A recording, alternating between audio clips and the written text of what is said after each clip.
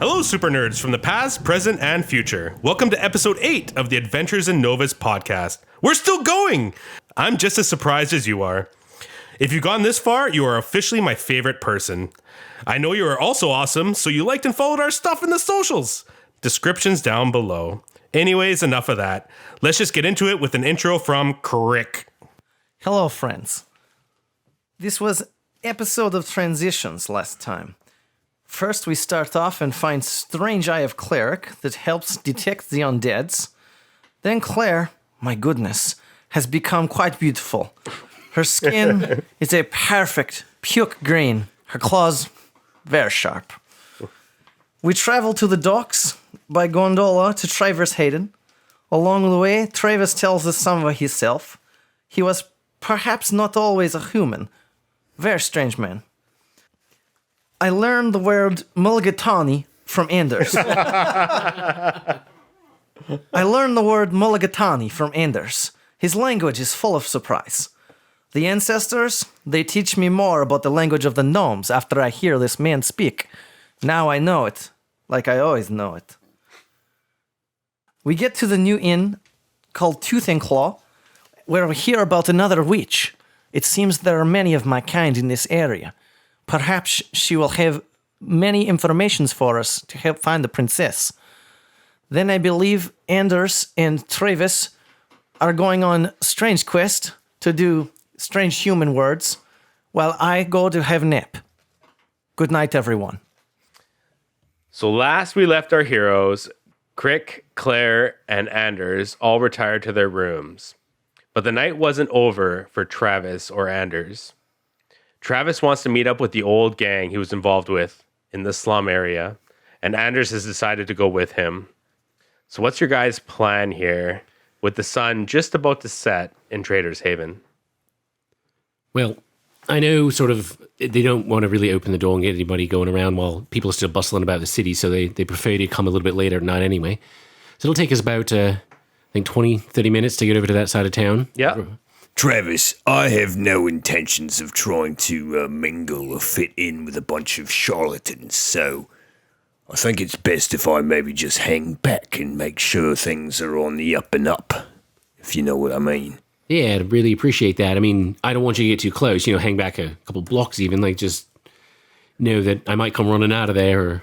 Right, I don't trust these people, so, I'll have your back should you need it. Okay, well, I got a signal. I have a whetstone as well. I'm going to bring that. And if you ever see a whetstone get thrown out of one of the front windows, come barging in. Right, that sounds reasonable. Okay, now we're all set. Team Whetstone heads in the direction of the Forsaken hideout that you have gone to from your backstory to do the odd jobs and this and that. You know the hideout very well. You know the way to the hideout. As Travis leaves the Tooth and Claw, with Anders not far behind, he walks through a little bit of farmland before reaching the slum area of Trader's Haven. Here the houses are sloppily made, mostly wood frame with bits of various debris like animal dung, clay, and whatever else they can find to fill the gaps and hold it all together. Most roofs are thatch. Some are just covered with bits of canvas threaded together. The streets are hard-packed dirt, and they're very dusty whenever someone passes by. Here it seems like people make do with what they have. Some are passing back and forth, and they're carrying grains or rice or other low-grade foods to feed their families. Some are just in alleys, chewing cat, lazily sitting down. They're either up or down, depending on what stage of the drug they're feeling. And there's as well naked children just running around in random areas.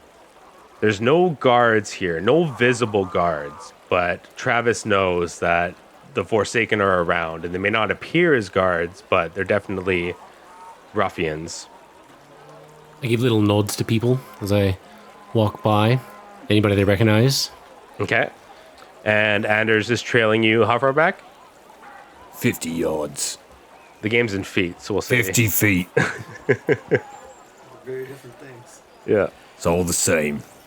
It's the illusion of make-believe. 3 fathoms. 3 fathoms. 25 units. leagues. So you arrive to this low-grade hideout. It's guarded by initiates, which are mostly young boys and girls who have had a rough life and want to join the Forsaken because the gang feels like the family they never had. One such boy recognizes you and dutifully runs inside to mention your arrival. This happens each time you come to this place, so you're not worried. The area you've been hanging out and receiving the odd job here and there to make your way up in the ranks of the Forsaken is in the central area of the slum. On the outside, it appears the same old rundown house, but on the inside, you know that it's a place for low-ranking members and also a place where people with lower incomes go to gamble, buy a drug called cat, and organize small crimes. A large human with an eye patch comes out the door after the young man warns of your arrival. He's wearing worn leather armor with 2 scimitars on either side of his weapons belt. You know him to be Rufio. Yes. Oh. When you approach Rufio, he holds out his hand for the secret handshake. It involves some clever bumps of fists, a few slaps back and forth, and the snap of the fingers. Ah, Travis! Where have you been these last 3 days? I know you know a bit about my propensity for adventure. Wait, come.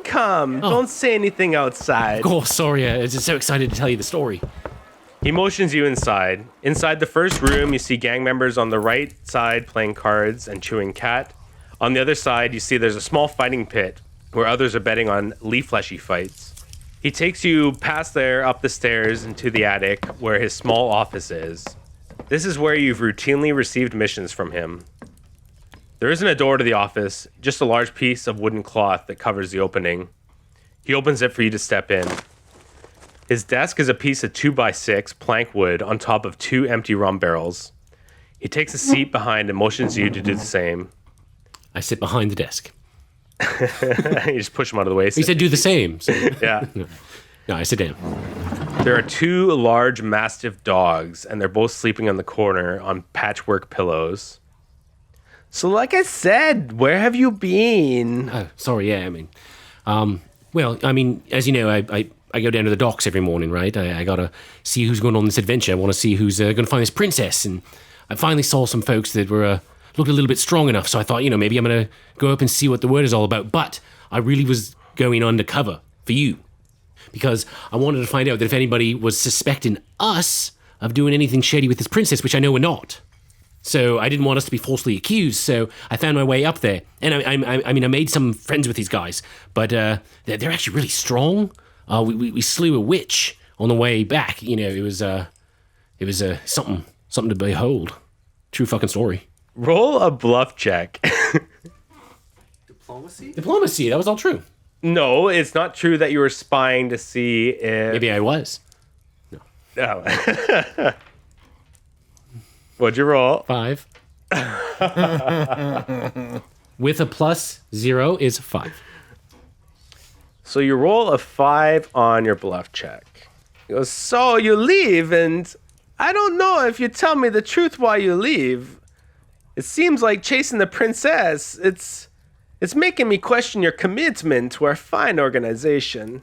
Well, if I can find the princess, I get 2,000 gold, mate. I could give that directly to you guys to say we found the princess. Are you telling me you're gonna give me 2,000 gold to fund the Forsaken? What will your friends ask for? Because we see you actually have new friends as well. Well, first we gotta find the princess, and then we gotta return the princess, and then we gotta, I gotta make sure I can get all the gold. But so I might not get all of it, but what I can make could come your way. He kind of sits back and really squints at you. He's really studying you. He's looking for weakness or lies. You can tell he's more standoffish than normal. He definitely seems suspicious. Roll a diplomacy before continuing to talk. Come on. 20.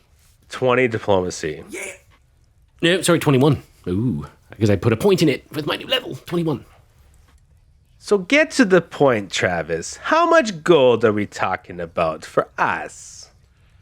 Well, once I take mine off the top a little bit, finder's fee and all that, what do we call it, 300? 300 of 2,000 sounds like you're getting the wrong end of the deal, my friend. Do you need the Forsaken's protection in ensuring you get the right amount of gold? Well, are you also telling me that you're not involved then?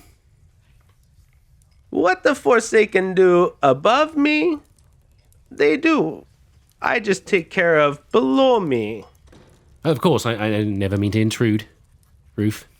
I thought as long as we are here, I wanted to throw my hat into the Find the Princess Foundation. I mean, I grew up around here, so I know the area a bit, and I thought I could maybe even be of a little bit of help, because I know my way around the woods a bit. Even though your math and excuses are terrible, 300 gold is quite the nice donation to the Forsaken.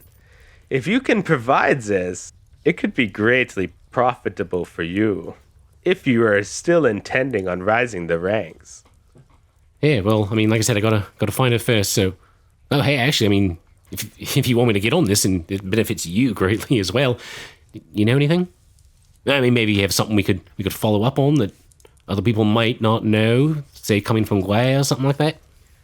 I don't know where the princess is. Neither do we.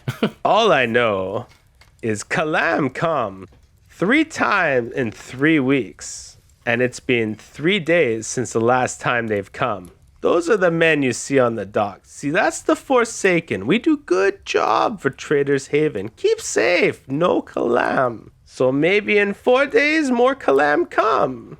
Maybe they know something. I don't know. I just worry about below me. And you, Travis, you're below me. Gold is nice, but we like physical commitment as well. You must collect. You've been avoiding these jobs since you've been here. I don't know. You know this. You avoid these jobs. Yeah. You disappear for 3 days with strange people. You promise large amounts of gold all of a sudden for Princess.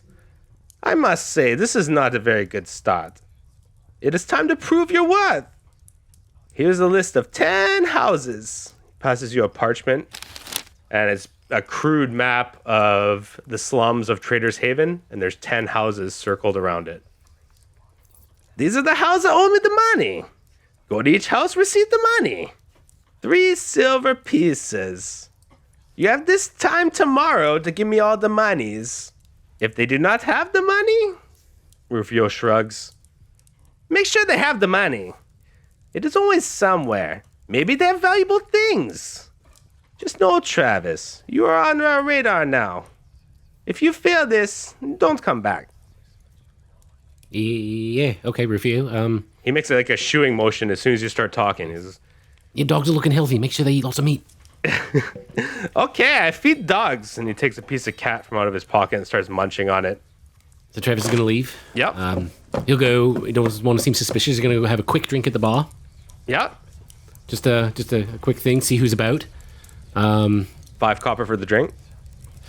Okay. Hey, man, you don't get free drinks in my world. I know. I just have to mark it all down.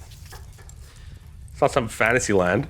Okay, can I look around the bar to see if there's anybody... I want to do a gather information check around here before I go to see if anybody's...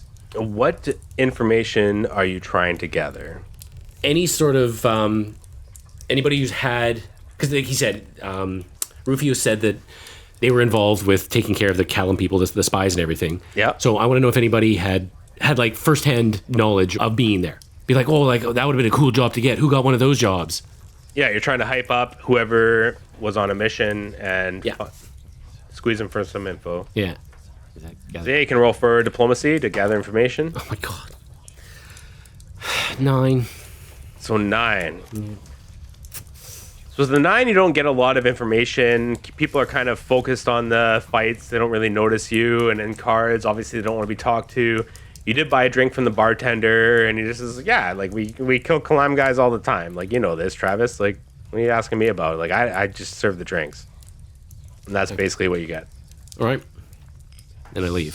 So you leave, and then you head back to Anders. Yep. How'd it go?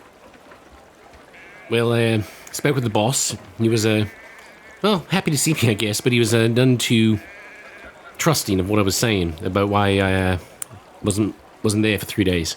I tried to tell him. We're going to go over the whole story with Anders. Now my hope is that if I can do this, obviously I don't know when we're going to. So you've told me that you have to go collect. Technically, yes. Yeah, Travis has told Anders everything he's learned on the way back to the Tooth and Claw, which is where I'm assuming you're going. Mm-hmm. And you get the full story as you enter the bar. And do you want to do anything else before bed? Right, Travis, look, you gotta do what you gotta do. I understand that. And, just be safe, alright? So, Anders, I know you might be worried about the way I gotta, use my physical presence and anything like that, but don't worry, I really never want to hurt anybody. I mean, I don't even want to take the money in the first place, so I think I'm gonna find some way for them to invite me in. I'm gonna give them the 3 silver that I have, and then they can just give it back to me that way. If they don't have it, it's...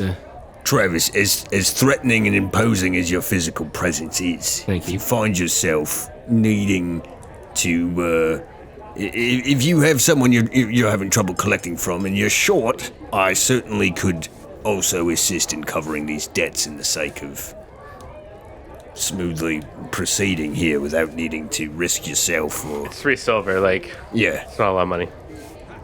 so don't feel the need to, obviously. Okay, well... You already know what to do. You're good. You've got a good head on your shoulders, lad. I'm gonna go check on these first 2. You have a good night, Anders. We'll see you in the morning. Good night. Travis is gonna go to the first 2 houses. You're going to the 2 closest ones on the parchment you were given. Yep. And how do you approach the door? What do you say? Are you brandishing your earth splitter? Are you going unarmed? So I'm just gonna knock on the first door. Okay, so you knock on the first door. Yeah. And there is a human male there, and he is happy to see you. And he has 3 silver in his hand, and he's ready for you. And he even thanks you for your protection and wishes you a good day. I don't have a hat, but I make a hat tipping motion. Yeah, so you take the 3 silver? Yeah. All right. So then you move on to the second door. And the second door doesn't open right away. And from the other side of the door, you hear, "Go away!" I say, well, that's not very nice. Maybe just open the door quickly and we can be on our way. Roll a diplomacy. It's better 15. 15. I'm old. I can't afford this tax anymore. I don't care if I die. I have nothing left to give. Do what you must to me. And he opens the door and he just kind of holds his hands out and closes his eyes. I'm going to give him a hug as I bring out 3 silver. And then as I back away, I go, thank you for your night. So you palm the 3 silver as you give him a hug and pull away, making it look like you just took 3 silver from him. Yeah. And Yes. fully saying to him, like, I'm taking your silver. Yeah. Do you have sleight of hand? I do not. Yeah, just roll a dexterity check. It's the same thing. It'd be the same. Ooh, 19. 19. Yeah. All right. So you do a really good job at palming the silver and making it look like you gave him a hug, but nefariously stole money from him that he never had. He goes, "Why did you just hug me?" I might have had some cat. "Oh, get away from here. You disgust me." He just slams the door. So you're going to go back to the bar? Yeah. You go back to the Tooth and Claw, and you're the last person to fall asleep for the night. So all 5 party members are asleep at the Tooth and Claw. Oh, guys, we're a party. It's your first night in Trader's Haven. Anders has another fretful sleep. In your dreams, you're on a high peak in the Dragonspine Mountains, overlooking the fabled city of Grislandia. The sun is shining brightly, but over the city a shadow persists. You see dark creatures on broken walls where your countrymen once stood. The city is in disrepair with plumes of dark smoke rising out throughout it. Above all of this, in the highest tower, you see a dark, hunched figure looking down at the city. You know this to be the same area where the bishop lived. You see a black staff with a purple gem glowing on top of it in his hands. The figure then looks suddenly towards you and a chill goes through your spine. As you make eye contact with it, a bright light shines behind you. This light pours over the mountains towards the city, and the battle between light and darkness erupts as they fight for space. A shadowy bolt flies out of the staff from the purple gem and flies right towards you. And just before it hits, a flash of light appears in front of you. It is the symbol of a chroma, a large green shield with a golden tree on it. It blocks the shadowy bolt, and you wake up in a start. Once again, your bed is covered in sweat. You feel something in your right hand. Oh, it's just my cock. Oh, that's not my cock. Whose cock is that? That's far too large. It feels like a small pendant in your hands, one for a necklace. You've had one of these before. It is a small green shield with a golden tree. What do you do with it? Right, this is rather alarming. I've conjured something from my dream into my hand. It's the goddamn bishop. I need to do something about this. No more laying about. I need to finish what's unfinished.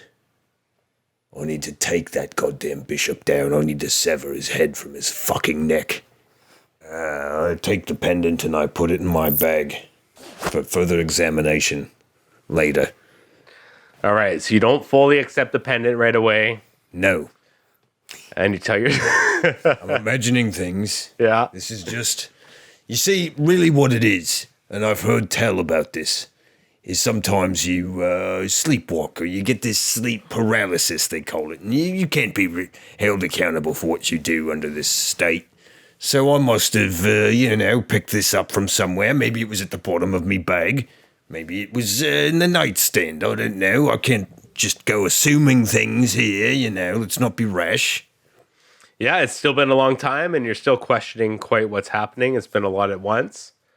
And eventually morning comes, and it is now the 11th of Gosra, the 4th day of your journey. So what is everyone's morning routine, starting with Travis? Travis is going to get up and get his blood pumping a bit, do his calisthenics, and kind of reconfirm where he's at today. All right. K'rrick, what is your morning routine? Again, I stare at my mask for about an hour and think about what it means. My right hand now sports a new scar. It has what a crudely drawn man laying on the ground. I stare at it for a while and think more. All right. But I do feel much stronger from the teachings of the ancestors. What doesn't kill you makes you stronger. And Anders. Right, so Anders is woken up shaken from the dream, somewhat shaken. And he now has a clearer purpose, a stronger desire to right the wrongs.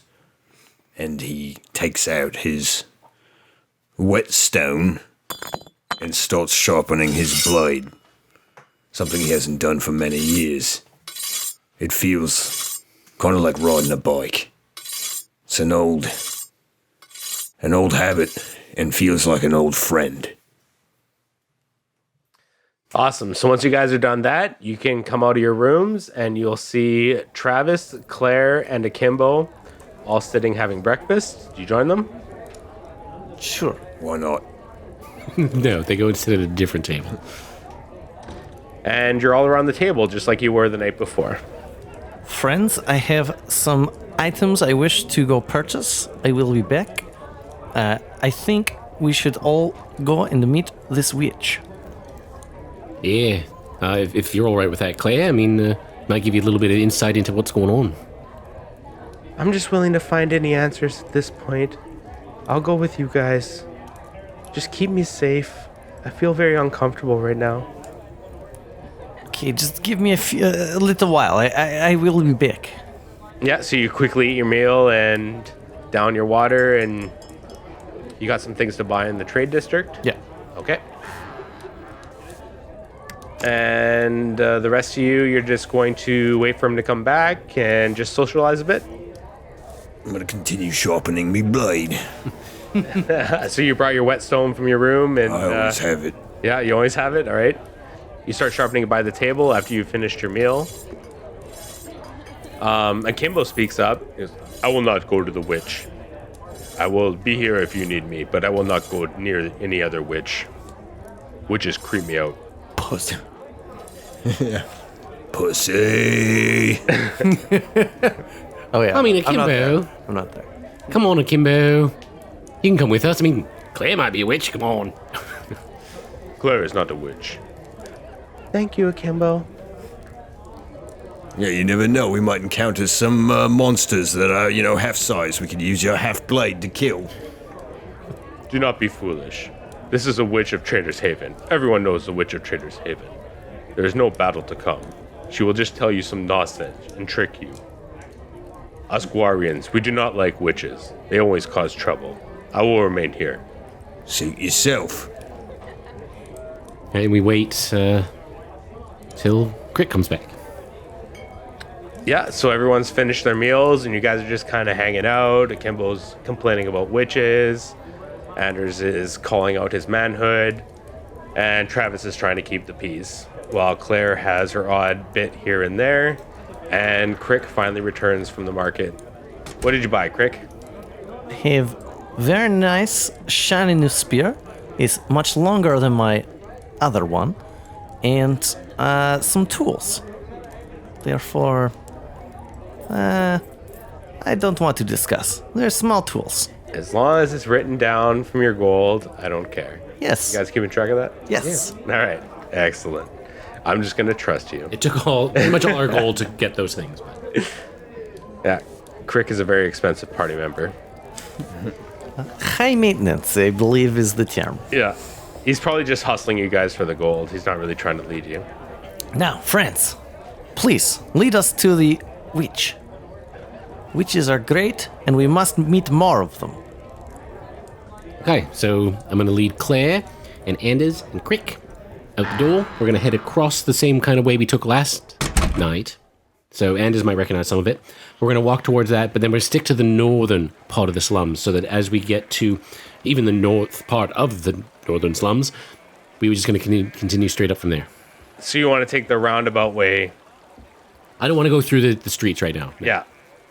So you're going to go around the perimeter of the slums, through the forest, until you find the path that leads to the witch's house, to the north part of the slums, which is about 500 feet into the Adaman forest. So the group travels down the path, and it leads to a well-kept cottage with a thatched roof and a chimney that is blowing smoke out of it. Above the door, there are 3 signs. One is the sign of a snake coiled around a staff. Below that is a sign of an eye with stars around it. And below that is a sign with a potion bottle with a stopper on it. The door is closed, but through the windows, you see the odd flash of light happening. When you approach the door, all of a sudden you hear, come in, I'm open. Oh, such a lovely lady. Let's go. And the door opens a crack. K'rrick enters that crack. K'rrick enters the crack. K'rrick easily pushes through the door, open the rest of the way, and you're welcome to the smell of lavender and some other things you can't quite put your finger on. Smells like home. Inside you see a hunched figure busying itself over a pot in the fireplace, and it's in the back of the room. To the left, there are 2 simple, modest beds side by side, and to the right, there is a desk/workstation with bits of various materials and papers strewn about. Every wall is lined with shelves upon shelves. They're spaced floor to ceiling, and they are all packed. Most of the objects on the shelves are corked bottles of various shapes, filled with liquids of every color of the rainbow. But there's also bones, skulls, mason jars with everything from frog legs to roots to things you've never even seen before. The soot-stained ceiling is covered with long stems of fresh lavender that hang from it. It's dark besides the sunlight from the windows, open door, and fireplace, leaving shadows all over the place. With an excited pizzazz, the hunched figure throws another ingredient into the pot, and a purple smoke rises up from it, and then sparkles into the air, creating another flash. There's a black bird on top of its head. Good, she says to herself. Customers, the bird says. Yes, customers, she says excitedly and turns and starts hobbling over in your direction. Approaching the group is an old human female. She's in a stained brown smock that extends to the ground. She is dark-skinned with long white hair, and she has the lightest of blue eyes. Her face is covered in wrinkles, burns, and boils. The bird is a raven. Yes, yes! What can I do for you? We wish to find out some answers. Our young friend Claire here has suddenly turned into a beautiful woman. And for some reason she doesn't like this much, but to each their own, I suppose. Perhaps you can enlighten us. So you point out Claire, and she looks and she goes wide-eyed. That be the call of the hag! Many confuse witches and hags. But let me tell you, there be a difference. She be a changeling. The waves of the universe told me to expect someone. Could it be you? Maybe it be, maybe it be not. Come, my dear. Let me see you. Sense motive? That? Does she? Yeah, you guys can sense motive Does if she you want to. I'm just seeing if she's wishing her harm or anything. Like, yeah, when the witch says that, Claire is hesitant and looks to you guys for a reaction. So you guys can sense motive on the witch's intentions. Sense motive. yeah. I rolled a 20. Nice. I got a 9. So with Anders 20, you get the sense that she genuinely wants to see what Claire is about and doesn't have any ill intentions. With a 9, Travis, you don't really know how to read the witch. Right, I think this witch is being sincere. So Claire hears that from you and she kind of nods and goes, okay. The witch does an awkward cheer and wobbles over to grab 2 chairs from her workstation and places them facing each other in the center of the room. Yes, give me your hands, dear. The raven hops from the witch's head onto her shoulder, and the witch extends her hands out, palm up towards Claire. Claire awkwardly joins hands with the witch. The witch's eyes close. Her lips move, but don't say any words, and then her eyes open again. Her pupils have disappeared, and her eyes are now a mix of milky white and gray, swirling like a potion. She is staring right into Claire's eyes. Claire hesitates for a moment, but then she seems to relax and accept the gaze. You be who you say you be. That is good.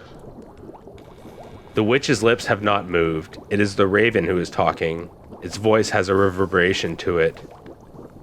You stink of the swamp, as you should. You wish to stop hiding under your hood. Yes, stay with me in my house in the woods. The witch closes her eyes and opens them again, and it reveals the lightest of blue that you're used to. Good intentions, rare for changeling. The transformation was stopped just in time. This be interesting. Caught between worlds. I be getting old and have no legacy. She be what she say you be. If she wishes, I will teach her. When I die, she take my place. I can't go anywhere else. This seems like great honor, Claire. Yes, don't worry, dear. You'll be safe here. Thank you. The witch motions Claire to one of the beds, and Claire takes a seat. It is odd how the witch had 2 beds, as if anticipating Claire's arrival. Claire takes off her cloak for the first time since you guys have been to the Swamp Hag's Mound, and you can see that she feels more comfortable already. I'm here to fix the copier. This be a great... This be a great reward. An apprentice, a way to live beyond my normal life. As a reward, I will read any who wish to read freely for free. Anyone wish to be read? K'rrick is very excited for these things. Please. I wish to learn of your power as well. I keep close eye on you. One thing at a time. You wish to be read? I will read you. And she's still sitting there. And you will just take the seat that Claire had Sure. and do the same thing? As I'm walking by, I look over to Anders and kind of like give him a knowing nod. Like, keep your eyes. Okay. Funny business. So does Anders want to roll a perception check while Right. K'rrick is getting read? Anders picks up on the signal and he looks at things closer. Ooh. 25. So 25, and you're looking for any funny business. So K'rrick takes the same stance as Claire did before, and the same routine happens as you sit. Her eyes are milky white and gray. They're swirling around. They're staring right into you. And it is the raven who does the talking. It haunts you. A coming doom.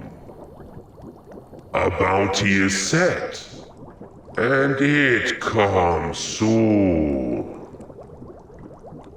Beware the man in snake costumes. Destiny calls. You must resume. And then the witch blinks once again, has her lightest of blue eyes, and the raven jumps back up on her head.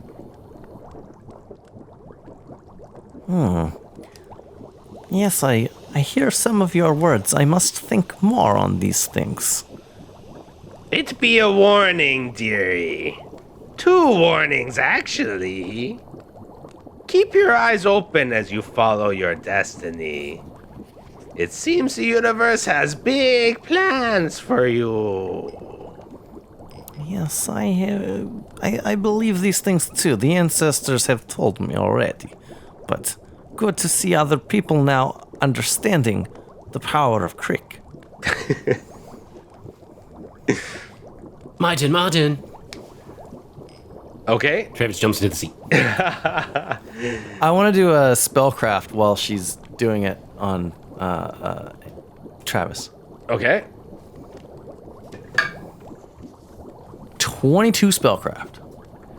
So with a 22 spellcraft, you get the vibes of 2 spells kind of being cast in sequence. She's using some sort of divination magic to inspire prediction. As well, she is using a form of telepathy to read thoughts. Cool. And K'rrick takes mental notes. This is a very powerful witch. I have much to learn. You definitely get the vibe that she is quite powerful. Now she's going to be teaching all Yes, Claire. these were the words I just said to you as well. Yes. Yeah. So Travis has excitedly taken his seat as soon as K'rrick had left. She just slaps me. How does she slap? The witch smiles at you and closes her eyes, opens them up to the milky gray and white. The raven hops down on her shoulder and begins to speak for you as you gaze into her eyes. Who to trust and what can you show? How different life be if they know? Revenge is sweet, but comes with woe. Remember, dear, you reap what you sow. Neat. Travis doesn't say anything. He just gives her a nod. How long to hide? Which path to follow? Whichever you choose will determine who you be. Who be you, Travis? What? More importantly, who do you want to be? She looks then at Anders in anticipation. This is not normally my cup of tea, but I have been rather bothered by some dreams lately. Maybe this could help me with some clues as to... I don't know what exactly. Sit down and find out. Travis, enough sitting. Get out of there. I'll sit down, but listen, Crown, no funny business, alright? There's nothing funny about what I do. Closes her eyes, opens her eyes, milky white and gray. Raven on the shoulder, and you are locked in her eyes as the Raven talks. Damage be done, but not all is through. Someone be alive, close to you. Deep in the mountains. What will Anders do? Great be the rewards if you stay true. I bet it's Philip.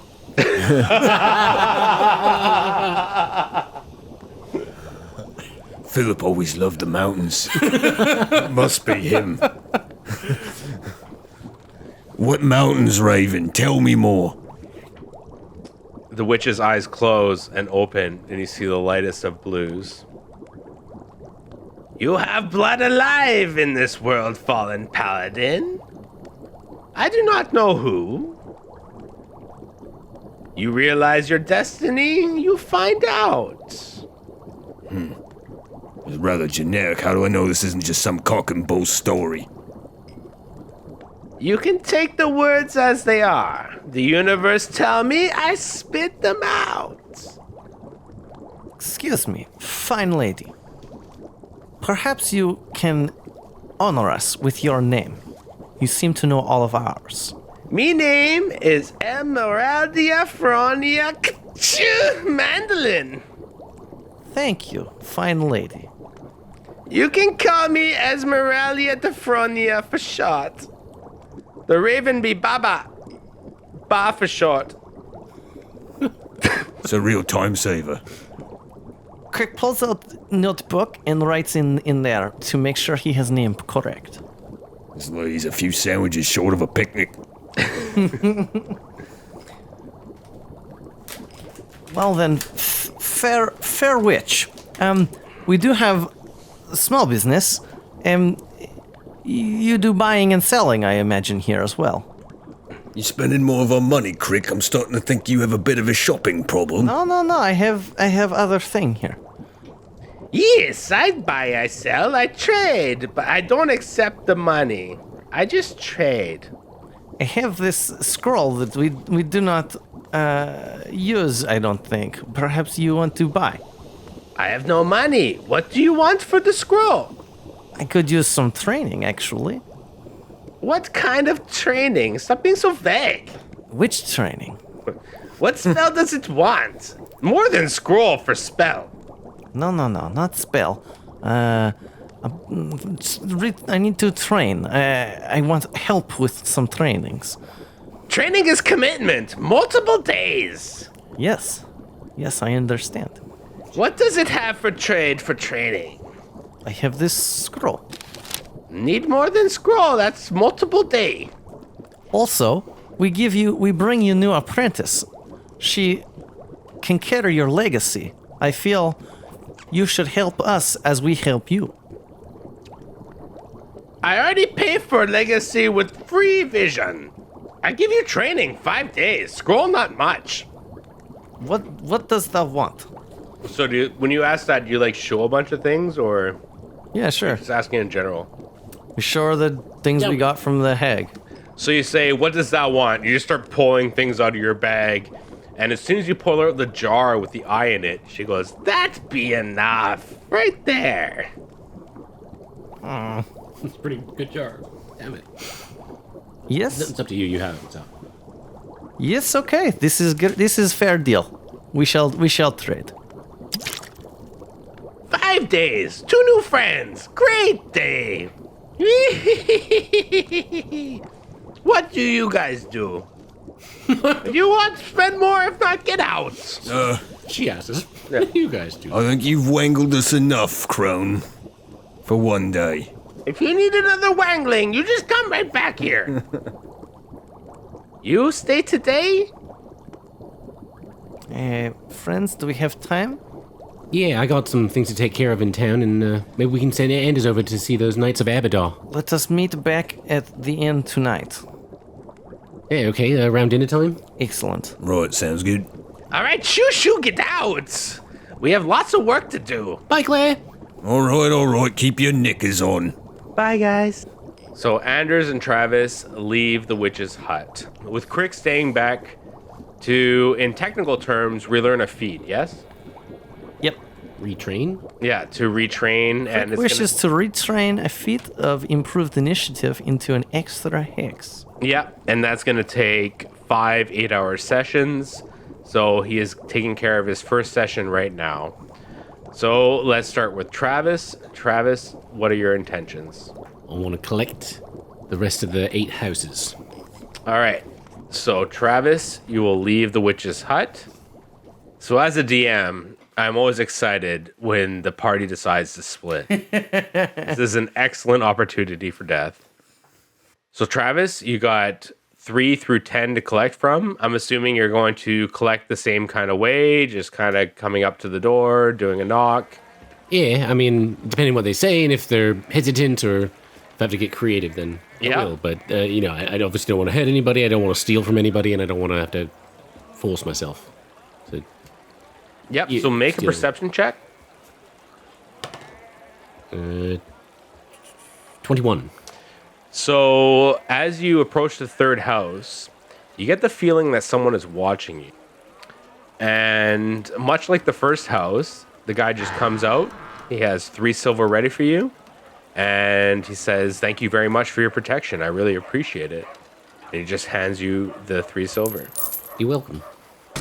The next 4 houses go the exact same. On the 7th house, the door doesn't even open, but 3 silver pieces are thrown out the window and into the mud, and you hear a muttered curse. The 8th collection is a young girl who opens the door, and you hear the crying of a baby in the background. "I'm sorry, sir. I only have 3 copper pieces. It's been a really bad month." And she brushes a small tear from her just under her eye. And she just holds her hand out, and she's just about to show you the 3 copper pieces. I would like to do, it's going to be on the sleight of hand, which isn't great for me, but I want to then kind of cup her hands like, oh, sorry, there's a bump this. I want to cup her hands as I'm about to claim it, but I've already got my 3 in there, so it looks like I'm taking 3 new ones. Okay. So roll a dex check. Natural 20. Natural Natty 20. on the sleight of hand. Very natty. This is just a natty, because it's not combat, so it doesn't actually crit. So you go to hold her hands, and when you go away, she retains her 3 copper pieces, and you kind of make a flourish of having 3 silver pieces for all to see. Oh no, I take the 3 copper. No, I'm just kidding. You don't? No, I leave her with those. So she can pay it next time. Yeah. And she just kind of bows at you and goes, "Thank you, sir." The 9th house, there's no one home. The door is in disrepair, and it is already open as you approach it. What do you do? Like the door's open? It's like in disrepair, so it's like kind of like Just falling on in one itself. hinge and open halfway. I won't knock because I don't want to knock the door off. I'll just call out, "Hello? Anybody home?" You don't hear any answer. Okay. Because it's off, can I kind of motion myself around to like peer in somewhere and see? Yeah, you can go in without like touching the door. Okay. And you see that inside there's just a stack of flattened and stained hay, half covered by a woolen blanket on one side. There's a few empty bottles on the ground, and that's basically it.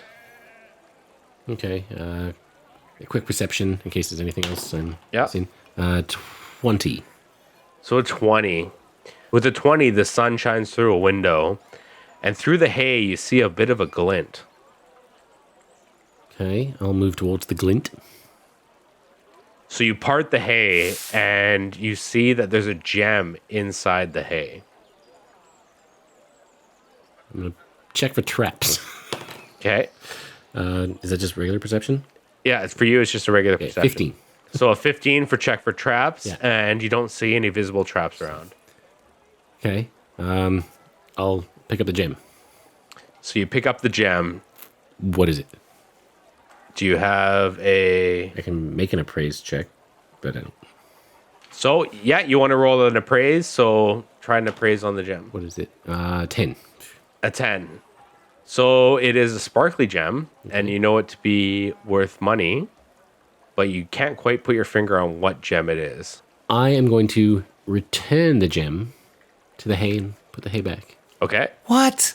What a fucking pussy. I was sent here for 3 silver. That's not it. I'm going to leave. And Go to the last house. all right, so you replace the gem and you leave the house. Now for the 10th and final house. You start approaching the house, and just before you reach the door, it opens. You hear, "You never catch me alive!"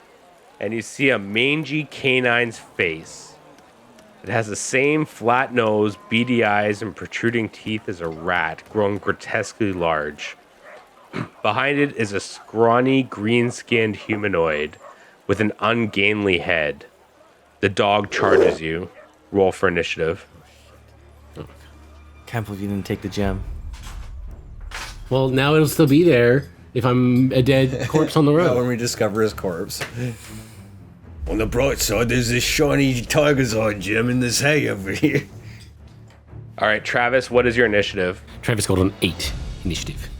So top of round 1, the dog goes first. The dog moves in for a bite attack. So the dog opens its maw and goes for a bite, but you just dodge to the side. It is now the small green humanoid in the back's turn, and he's gonna try to jump through the window. And he fails. So he lands with his torso on the window with his butt hanging on the end, and you just see this little green butt trying to get through this window. He's jumping out the back of the house? Yeah. Okay. It is now your turn. I would like to use a ranger ability called Wild Empathy to talk to the dog. Yeah. Try to bring it down from its agitated state. Okay. I don't know what the DC of the check is because it doesn't actually say that here. I think that might be with you somewhere, but it basically says the ranger rolls a 1d20 and adds his ranger level and his charisma bonus to determine the wild empathy. The typical domestic animal has the starting attitude of indifferent, while wild animals are usually unfriendly. Yeah, so it'd be essentially a diplomacy check. Yeah. With an unfriendly creature. Yeah. So I'll treat it the same way. So you're gonna have to roll a d20 and beat his modifier while unfriendly. That's not good. Plus the... Alright, it's my charisma. I have no charisma. So that'd be a 16. Yeah. So that did not make... It's not... You try to be like... What would he try to do? It's like the... Oh... It's okay. And like the... What's his name? Like Chris Pratt in Jurassic World. Park? Yeah. Or Jurassic World? Yeah, I just saw the second one of that one. It wasn't very good. Damn blue. And he tries to calm it down. And it just goes... snaps at your hand just as you're trying to calm it down. Okay. Seeing how that doesn't work, I'm going to take a 5-foot step to my right. And as I do so, I'm going to pull out a splitter. Okay. So top of round 2, the dog is going to attempt another bite. 13 to hit. That is a miss. So once again, you step to the side and the dog just misses your legs. It is now the green humanoid's turn, and he will make it out the window and move 20 feet away. It is now your turn. Can I roll a check on the dog? Like, does it look? You said it looks strange, right? Like, it has like a rat nose. It looks like a mangy dog, and it looks like a grotesquely large rat. And you can absolutely do a knowledge nature on it. Nature is 14. With the 14 knowledge nature, I can give you one piece of information. Besides that, it's a goblin dog. Ooh. So the small humanoid running away is likely a goblin. And you know that a goblin dog's dander is highly irritating to all creatures. And if it comes in contact with you, that you have a chance to receive this dog's dander and have to make a fortitude save, otherwise take some penalties. Can I quickly look around? Does it look like anybody's watching this too? Like, are there other people about? Well, you've had the feeling that someone's trailing you, and that hasn't disappeared. Okay. Because I'm thinking I think I'm just gonna run away. I mean, I can probably Do run whatever- faster than me, I guess. Do whatever Travis would do. You got a mangy dog attacking you, and you got the person you're supposed to collect from running away. I'm just gonna full withdraw. I'm gonna run away. No, I want to take a swing at the dog. All right. This thing tried to bite it a few times. It's like, just shut up, sit down. Yeah, I'm gonna try to hit it All right. So you swing again with your earth splitter. for the first time. Oh, you swing for the first time with your earth splitter? That is going to be a what's that? 12. Not enough. So a 12 misses. Yeah. Top of round 3, the dog makes another bite attack. For a 13. Still a miss. Yeah, you can dance all day, and you're just dodging these dog bites with left, right, and center. It is now the small green humanoid's turn, and he will go 40 feet this time. And he is pretty much out of sight. And you're left alone with this dog. It is now your turn. For the greater good, I don't want this running around the slums here, so we're gonna have to put this out of its misery. This goblin dog. Well, you do know that also that goblins kind of do live here too, like the odd goblin, but it is like an evil creature. It's tried to bite me. Yeah. But just also keep that in mind. There are like a weird people in here. Anyways, Anyway, that's a little bit better. We're gonna call that a 21 to hit. a 21 to hit, and that definitely hits. As roll for damage. This is the first time he's ever hit a thing ever. I killed a kobold. Ooh, that's pretty good. 9 plus 3. 12 damage. 12 damage. Yeah. So how do you want to do this? I'm gonna just. It's been biting at me, right? It's been Yeah, biting at and you've Travis. been dancing I've around? been getting out of its way, and I do have a very good fortitude, so I wasn't too worried about the dander. But I'm happy that I didn't have to shrug it off. So Travis is gonna dodge to the right again. He keeps kind of stepping around to see around the building to follow where that goblin's going, and he's just gonna wind up like a baseball swing. And he's just gonna and just swing right for its head and try to send its skull like over the nearest wall. All right, so Travis takes a mighty swing and makes clear contact with the goblin dog's skull. The head rips right off the goblin dog's body, and it's a home run over the slums. And you have defeated the goblin dog. Fido to sleep. Okay, I want to take off and follow some footprints then. I want to see if I can find this goblin. So roll a survival to see if you can pick up the trace of the goblin. 19. So 19. You do find some goblin tracks, and they're going north out of town into the woods. I'm just going to follow him to the edge of the slums and like look out to see if it does go out into the woods. If it goes out into the woods, I'm not going to follow it. Okay, so you follow it 100 feet, and I'm going to need another survival. Natural 1 for an 11. And you lose his trail as he's in the outer part of the city, but you did see him going in the direction of the woods. Yeah, we'll keep going quickly then. I'll speed up and head back to turn in my loot and my collections. All right, so you head to the Forsaken hideout that you went to last night, and we'll head back to Anders, who has just left the witch's hut. What are you going to do, Anders? I believe I'll go check in with the chaps at the local paladin barracks, the Knights of Abaddon, or what? The Knights of Abadar. Abadar. There you are. They are. Isn't it? So I'm going to assume that you've talked to Travis and he's told you roughly where the Paladins of Abadar are. But in truth, it's not that hard to find because the Paladins of Abadar have the biggest building in Trader's Haven. And what you see is the top of a golden key. And with the sun shining down upon it, you can easily start walking that way. As you pass through the slums and into the government district where the mayor lives, you notice a stark contrast from the buildings and the paths. The streets are paved with cobblestone. The houses are made of bricks. They have chimneys. Everything is well organized. You even see signs of plumbing. You see carts with meats and fruits for sale. Well-dressed people happily purchasing. Guards about making sure everyone feels safe, and well-dressed women and men engaging in gossip. Some are drinking hot chocolate, and there's some nice-looking bars around. Through there, you approach the walls of the Paladin District. Impressive stone walls ring the entire Paladin District with a single well-guarded gate as its entry point. There are parapets all around as well. You see Paladins patrolling the walls. The doors to the compound are open, and there's a Paladin guard at either side. You see them take you in, really stare you down, and you know what they're doing. After judging you, they both nod and allow you to go in. Inside, you notice right away how clean and organized everything is. Most of the compound is the church itself, which is in the shape of a golden key, the symbol of Abadar himself. The base of the church is the bow of the key, the part you turn with.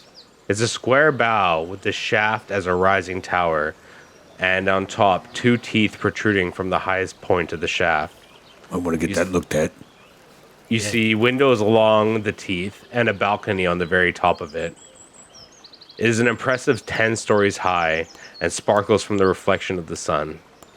It has 2 paladins keeping guard at the open double door. They both wear plate armor with golden keys engraved on each breastplate, as well as a mace and a shield. Around the church, it is a basic setup with well-made brick houses. It has a well and a few places with signs indicating a smithy, a modest inn, and a trade shop. The streets are well-maintained cobblestone. What do you do? Alright, so I approach the church, and I look for the leader of this paladin order, so I might have some words with him, see what I can learn. So when you approach the church, once again, the paladins take a second to examine you. They once again detect nothing to worry about, and they allow you to enter without a problem. At least I know I'm not evil. Inside the bow of the key, you see it is one giant room with the ceiling 30 feet high.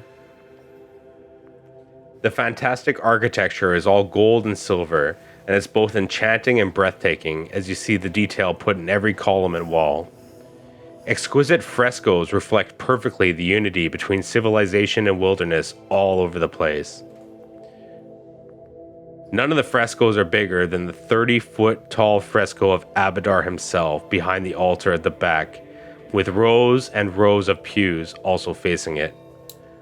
Abadar is in the form of a human, and he has dark hair, and he's wearing a golden breastplate. He's dressed in an embroidered cloak and fine clothes. He has a key ring in one hand and an eagle perched on his other hand. It is very bright inside, but you don't see a visible source of light. It's hard not to feel an inner harmony when you take it all in, whether you're religious or not. There's another area where stairs lead up the shaft. Those doors are closed, and it is also guarded by paladins. You see some people around gossiping, some people praying at the pews, and you see a priest at the altar receiving the donations. Right, so, maybe I'll walk up to this altar and this priest and make a quick donation, perhaps an inquiry as to where I may find their leader. All right, so you get in line to make a donation to the priest. You're the 6th person in line, and in front of you are 2 paladins. They're conversing. You hear, "Out on a patrol, I encountered a baby kobold crying in the middle of the woods. He seemed abandoned. My first instinct was to grab my mace and smash this vile creature. But just before my mace came down, I found myself in a bit of a quandary. It was a baby after all. Babies are innocent. Yes, peoples are innocent. Yes. So I sat and prayed, and despite the incessant wails of the awful creature, I came to a conclusion.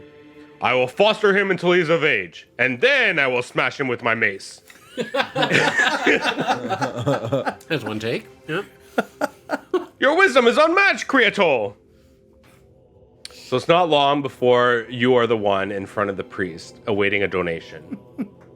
How much, what do you say, and how much do you donate? Right, your father, your holiness, here's a donation, if you will. How much money are you putting in the pot? What's a good donation? Roll a wisdom check. Oh, yes, I shall check my wisdom.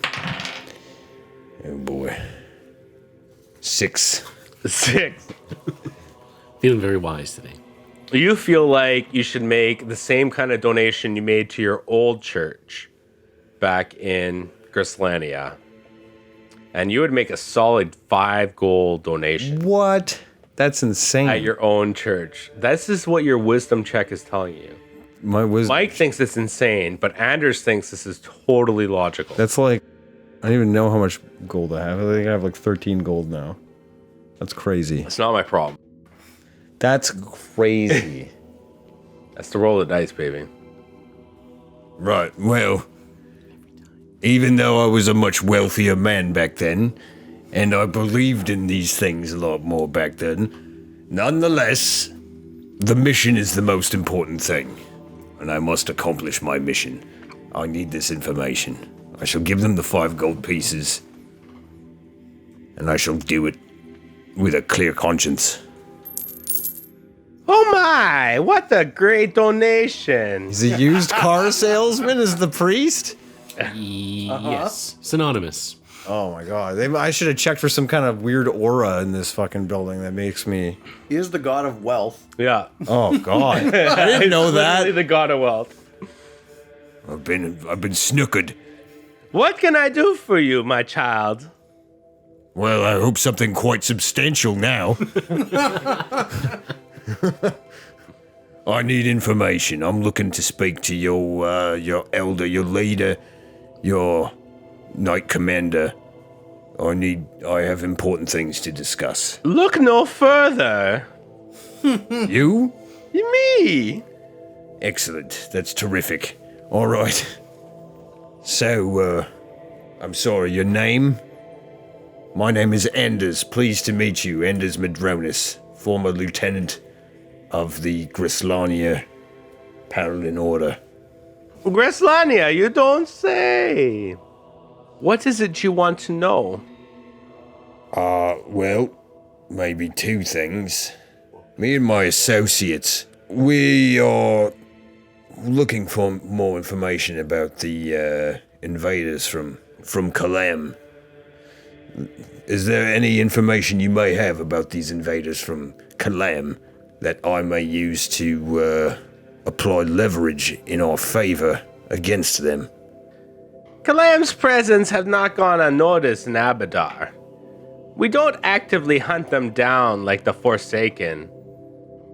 But if you help us with the Forsaken, we will do our best to help you find more information. I'm not looking for another job here. I'm looking for information. Well, your information is that Abadar is a great proponent of peace.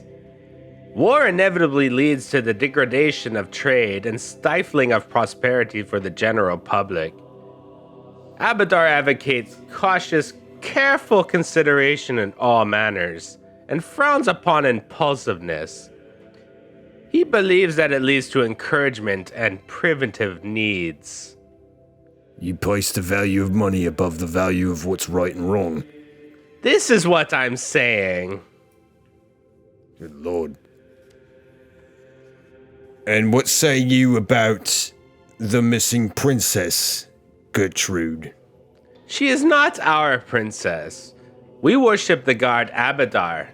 He gives us what we need. What sort of paladin order is this? Are you not interested in upholding the law? And I protecting am these? not a paladin, but I am a priest, worshipping my god Abadar, and I am lawful neutral. Lawful neutral. Yeah. Fuck. I want my money back. And let's just bullshit. And let's just say we keep things neutral. I'm sure you do. How are you a paladin order that remains neutral? I thought that was against all the rules. Our paladins are good, and they work for us. Oh, your But god our is neutral. motives are neutral-ish. We keep the balance. Like the balance of keeping the Forsaken down. And we offer gold for this. And what would you have me do with the Forsaken? There is a hideout we need taken out.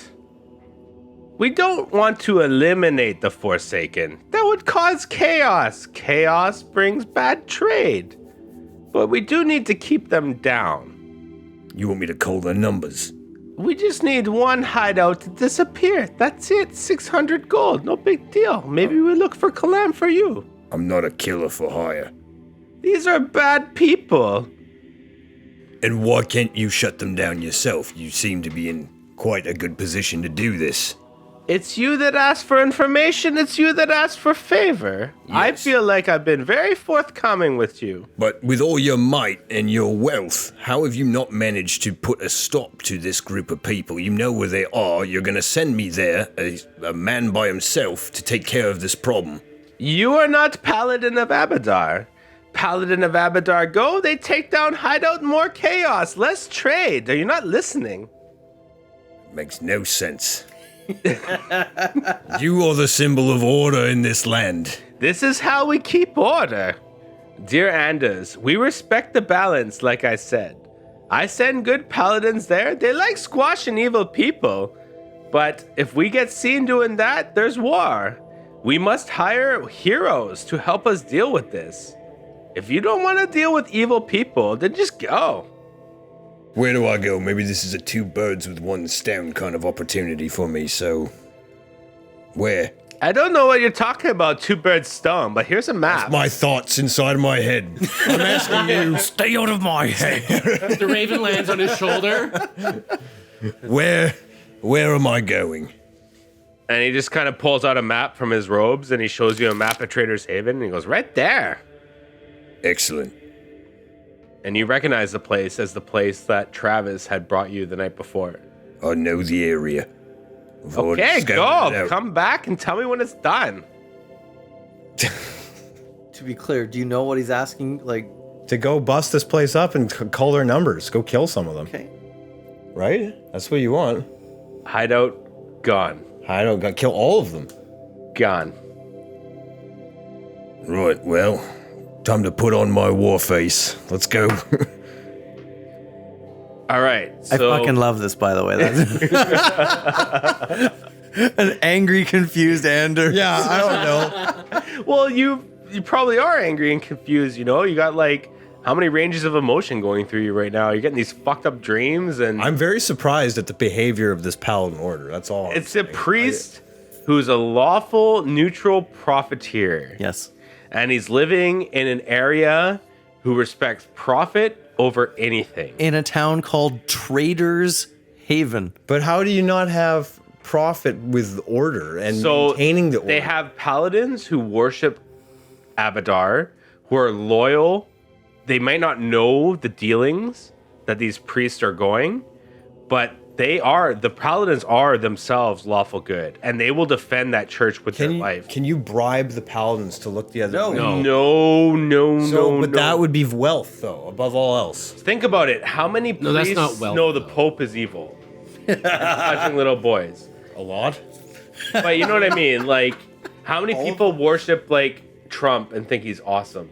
And refuse to believe that there's no way Trump's a bad person. I like him because he speaks the truth for once. Da-da-da-da-da-da. 30%. So these paladins aren't necessarily smart. They're just driven by, Like a religious fervor almost. Yeah. It's root out all evil. Must do it. and so the priest isn't going to approach the paladins. Like, the Forsaken are evil people. So the paladins would have no problem killing evil people.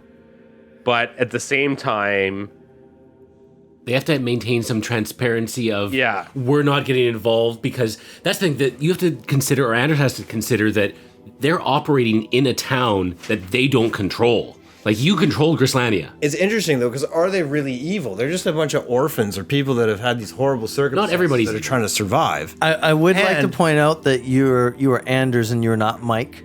And while Mike may have a cynical worldview of even orphans that have to steal and murder for their bread is okay, Do they murder these Anders people? probably doesn't. Because they just had Nick collecting. They didn't have him. They're I'm not- like the They frickin' do- mafia. Yeah. But some of the mafia is in some. You bet some of the mafia is places. good. And again, I would like to point out that is Mike's belief Right. and very unlikely to be Anders' belief. All right. Well, I guess just tighten the collar around my neck. Let's go. You can get us for this. You don't have to do it right now. No, you don't. Yeah, this is not something you have to do right When- now. whenever I thought I was it's done. going in right Like, now. Hey, Travis. Hi, bye. Well, shit. No, you know that K'rrick said, we're gonna meet at the bar, right? Right. Okay. So You could probably tell Travis that, hey, by the way, I have to like decimate this hideout. yeah. And I'll be like, yeah, let's go. Yeah. So the followers of Abadar wish to bring the light of civilization to the wilderness, to help educate all in the benefits of law and properly regulated commerce. He expects his followers to obey all meaningful laws, but not those which are ridiculous, unenforceable, or self-contradictory. He is also a great proponent of peace, as war inevitably leads to the degradation of trade and the stifling of prosperity for the general public. Man, they got that That's wrong. straight from the fucking... War is the greatest driver of the economy that the world has ever Not seen. what Mike thinks. That's just reality, folks. I'm sorry. Not Novus. Oh, goodness.